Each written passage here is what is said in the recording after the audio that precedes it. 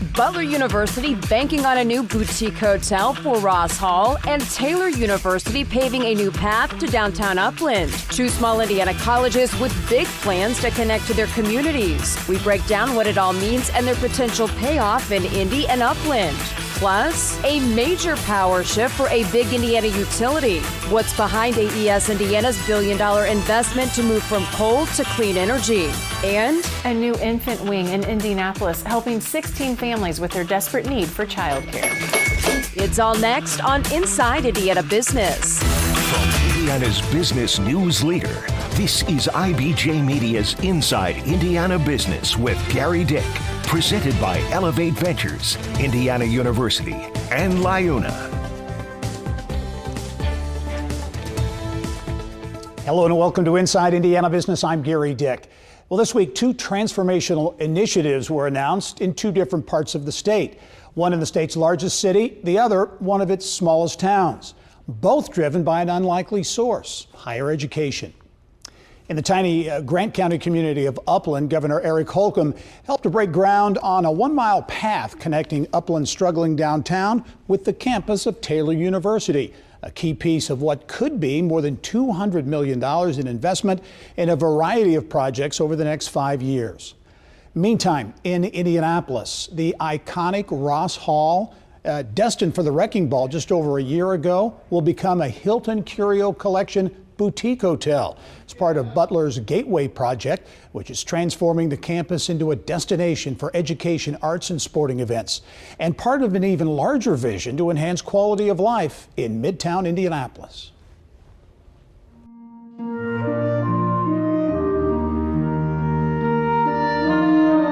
Ross Hall.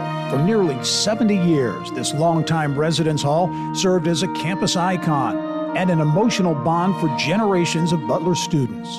And just 1 year after this campus landmark faced likely demolition, it now has new life as a curio collection by Hilton upscale boutique hotel. Well, I think it's going to bring a lot of people to campus that might never have been here before. The unique nature of this, the way I've been capturing it, it isn't a Butler hotel. It happens to be a really nice hotel that's on Butler's campus.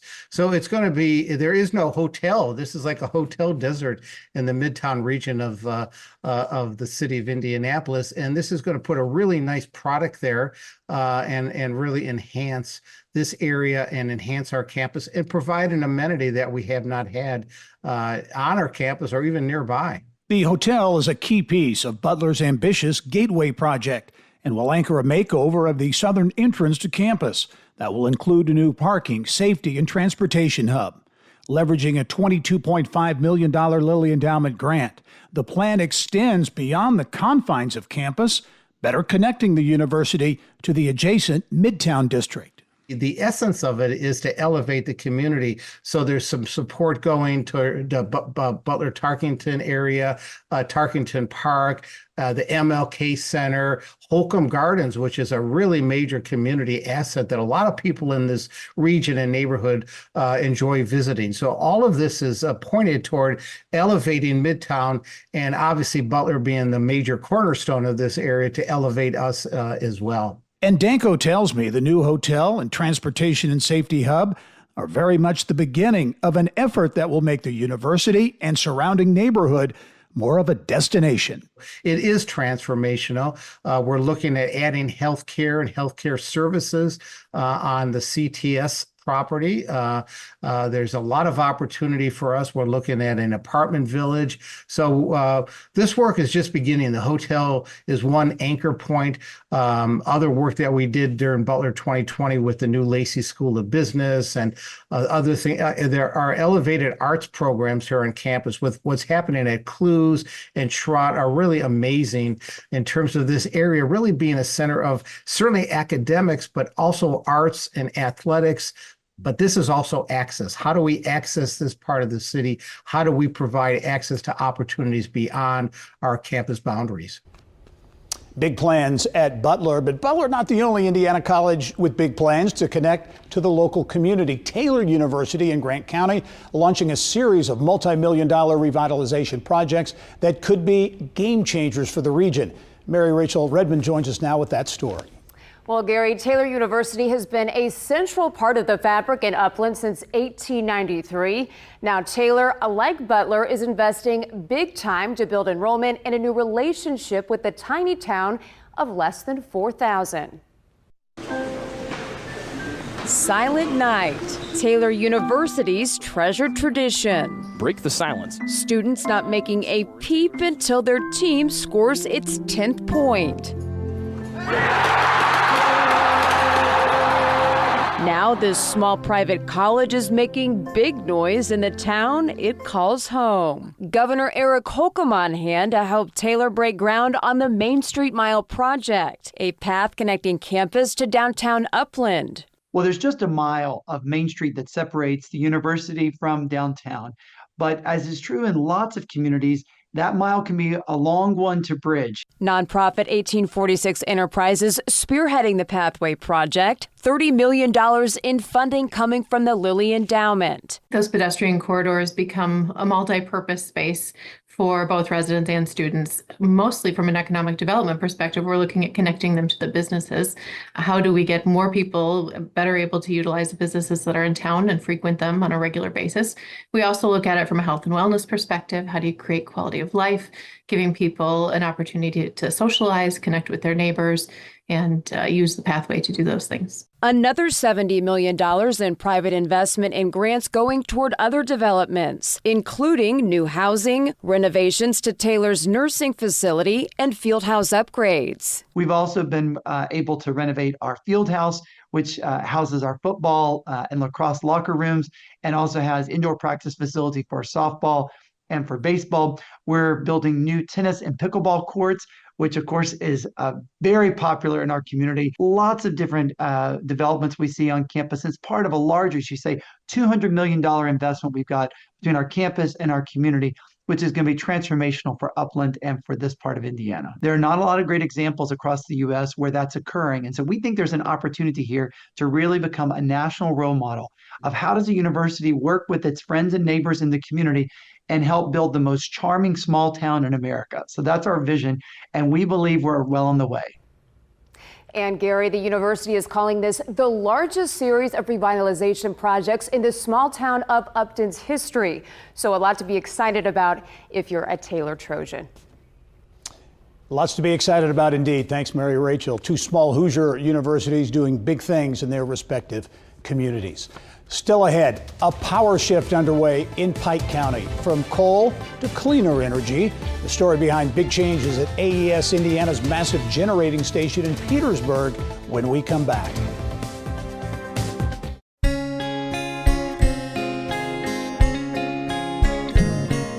Bloomington, Indiana is a great place to live, work, and raise a family. Indiana University helps spark the economy and makes life in a college town better. We are connected to a national forest and home to 3 lakes. It starts with a visit. Plan yours at visitbloomington.com.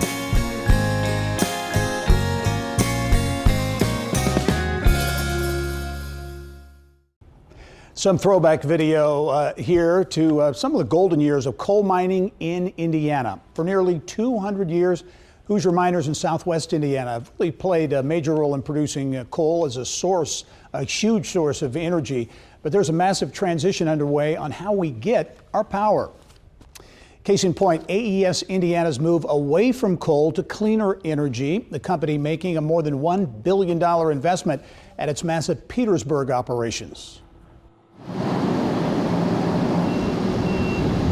Pike County, the people of Petersburg, Indiana, are a huge part of our overall AES Indiana story. And so a lot of people don't realize our Petersburg generating station, which those units went online back in the 1950s. There at one point were a total of 4 coal units. And so we have retired units 1 and 2. And earlier this year, we filed a request with the Indiana Utility Regulatory Commission to repower the remaining units 3 and 4 from coal to natural gas. The other piece to the plans that we're announcing is the investment in the Pike County Energy Storage Facility, as well as the Petersburg Energy Center. So in total, $1.1 billion in investments that would add additional natural gas to our portfolio, add additional energy storage and solar. AES President Brandi Davis-Handy explains why it's important for utilities to focus on more than one energy source and all of the above approach.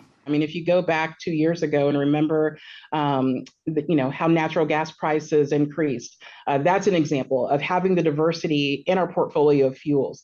And the reality is sometimes, the sun doesn't shine and the wind doesn't blow. And so having additional fuel choices to rely on is important for us to maintain our commitment of reliability. Indiana quickly becoming a magnet in the new high-tech revolution.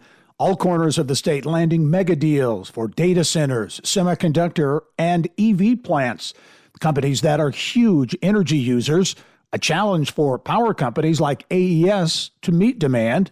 Many of these data centers aren't going to go online overnight. And so the key for the utilities to be prepared for this sort of growth is planning. A big key to making this new era of energy transition successful, collaborating with other utilities. I think right now we're sharing best practices and learning from each other. This is new for all of us. The reality is the electric grid is the backbone of our state and our nation's economy. I think that there's an opportunity for historic growth for our company, historic growth for the state of Indiana. Well, certainly water is also an essential energy source for economic development projects in Indiana, and Indiana appears to have plenty of it. But an Indiana Chamber of Commerce study calls for a more coordinated effort to evenly distribute and manage water, especially when it comes to new mega developments like the LEAP Innovation District in Lebanon, a project the Indiana Economic Development Corporation is asking the state to finance $50 million to build a new water pipeline to Boone County. Coming up next, on the verge of extinction, why this 12-sided barn in rural Shelby County is one of 10 Hoosier gems on Indiana Landmark's Most Endangered list. And we take time to remember a visionary in moving Indianapolis arts and culture forward. John Van Osdol, the longtime leader of the Eiteljorg Museum of American Indians and Western Art, has passed away. Van Osdol served as CEO and president of the museum from 1996 until he retired last year. He appeared often on Inside Indiana Business over the years. John Van Osdol was 68.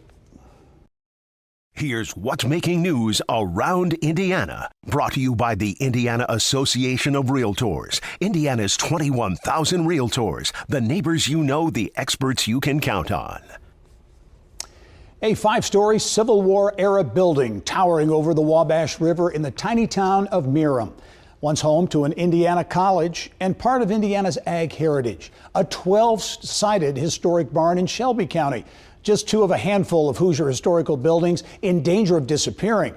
Mary Rachel Redmond here now with more.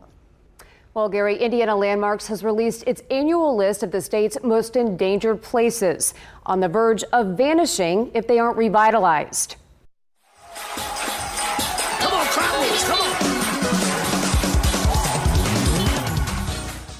Gary's iconic Bethlehem Healing Temple, one of those properties on the list. Water damage has forced members of the 100-year-old church to hold services in the basement. Also among the most endangered buildings in Indiana, a post-Civil War school built in the Gibson County farming community, and the Star Historic District in Richmond, a repeat from last year's most endangered list.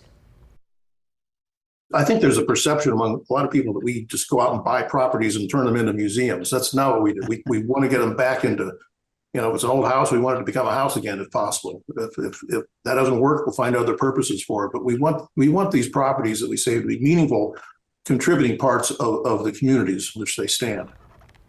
Retiring Indiana Landmarks President Marsh Davis, our most recent guest on the Business and Beyond podcast. You can check it out on InsideIndianaBusiness.com. An update to a story we brought you earlier this month. Voestalpine has chosen Jeffersonville for its $78 million plant expansion. The company supplies roll-formed metal for use in industries such as aerospace and construction. The expansion is expected to bring about 100 new jobs. Poseyville-based Nix Industrial has acquired majority ownership of New Albany-based Hunselman Sheet Metal Fabrication. The outgoing owners of Hunselman plan to transition away from the business over the next few months. Nix Industrial is now one of the biggest metal fabricators in Indiana. Warsaw-based Wildman Business Solutions is growing. The company, which makes uniforms and provides other services to businesses, has acquired Advantage Linen Supply in Ionia, Michigan. The company will be rolled into the Wildman brand. Wildman has a number of locations throughout Indiana and began its operations in 1952. Travel center business Wally's is expanding to Indiana. The company recently broke ground on its Whitestown location near I-65. The $30 million project will bring 84 fueling locations and 175 jobs to the area. Wally's is open 24/7 and features a food court, convenience store, and gift shop inside. That's a look at what's making business news around the state. Gary, back over to you. All right, Mary Rachel, thank you. The driving force behind the $5 billion tourism industry in Indianapolis getting some national recognition. Visit Indy President and CEO Leonard Hoops, honored with the Destination Organization Leadership Award.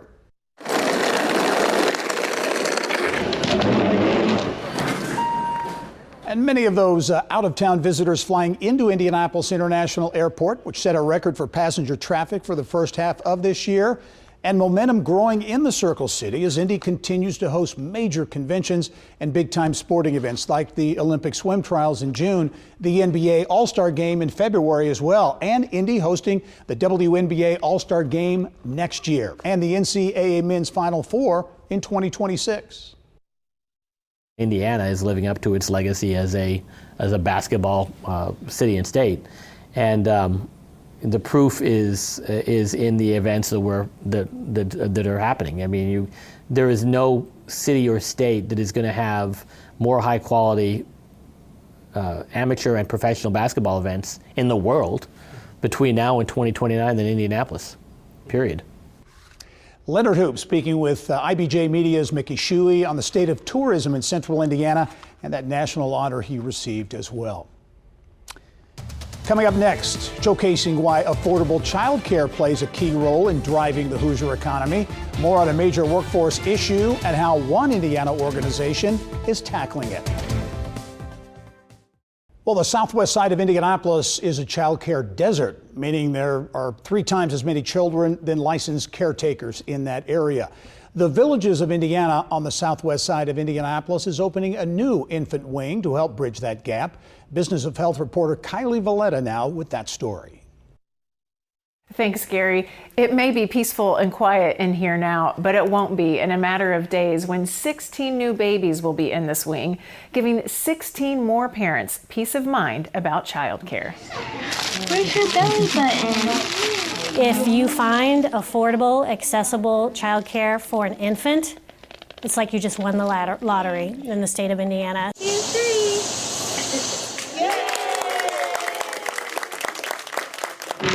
The nonprofit built from the ground up a new infant wing to double the number of babies the center can take care of. The Indiana Chamber says childcare is an increasing concern and a business issue. Childcare, affordable childcare, is a workforce issue. I mean, to attract and to retain employees, particularly women employees, you must have some kind of a daycare and a high-quality daycare. You say hi!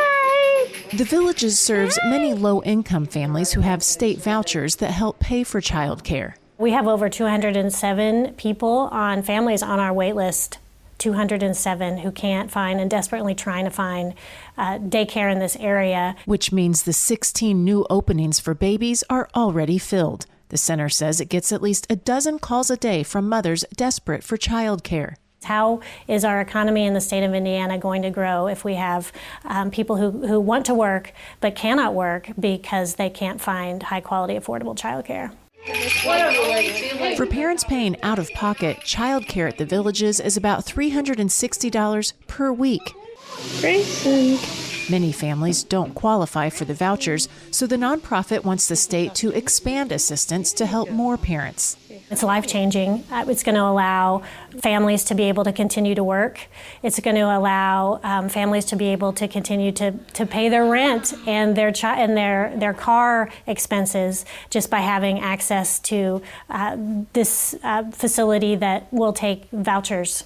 The Villages says this wing will be a long-term blessing for families. Even once their baby ages out of the infant wing, the child can stay here until they're 12 years old.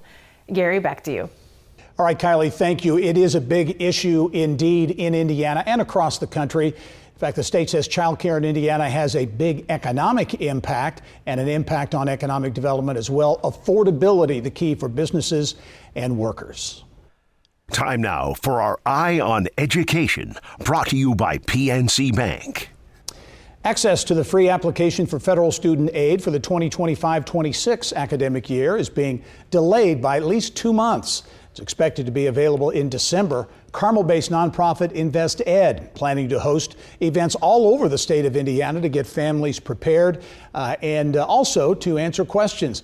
They say because of last year's difficulties, schools are more prepared for what could come this year. Purdue University's brand new esports facility is now open on its West Lafayette campus. The Alienware Purdue Gaming Lounge will allow students to train and compete in esports, as well as enjoy casual gaming. The space is part of a partnership with Dell Technologies. Well, thanks for joining us this week. I'm Gerry Dick. Indiana high school fall sports starting to get in motion this time of year, including the second season of girls flag football. And we leave you with some of the highlights from last year.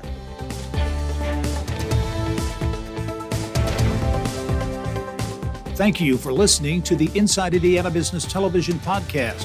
Remember, you can get the latest business news from every corner of the state at InsideIndianaBusiness.com. I'm Gerry Dick. Go out and make it a successful week.